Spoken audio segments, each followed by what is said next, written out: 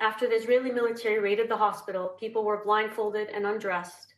Patients on crutches were put on the ground as Israeli soldiers took celebratory pictures with the surviving healthcare workers in humiliating positions.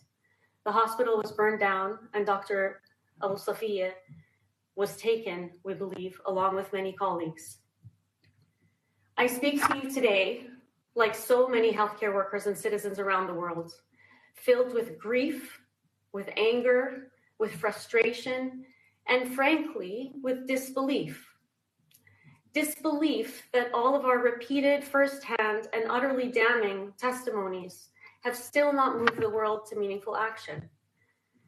Disbelief that the countless addresses to the media and even here at the United Nations just 5 weeks ago, we're still here trying to convince anyone who will listen that this needs to stop.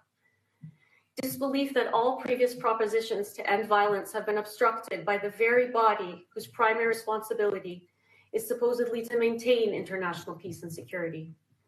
In disbelief that on November 20th, the United States and my country of citizenship again vetoed a UN security draft resolution that demanded an immediate and unconditional ceasefire in Gaza, despite 14 votes in favor.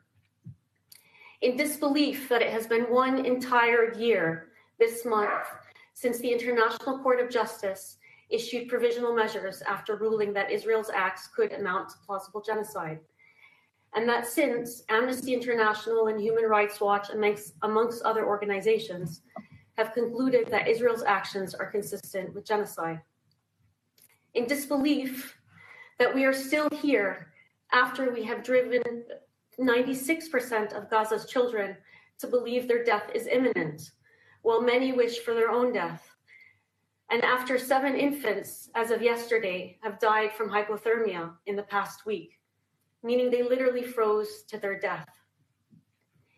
In disbelief that we are still here when Israel's military violence has created the largest cohort of pediatric amputees in known history, largest cohort of journalists killed, the largest cohort of UN workers killed. And I shudder to even estimate the number of children who've lost their parents and have been orphaned for life. In disbelief that Israel has killed another 90 Palestinians in Gaza, at least in the short time since I got the call last night requesting that I address you here today. We are pleading to the world, to the people and the states that make up this very body, to show us that international humanitarian law matters, that human rights are universally applied, and to stay true to the very reason that this body was created. Thank you.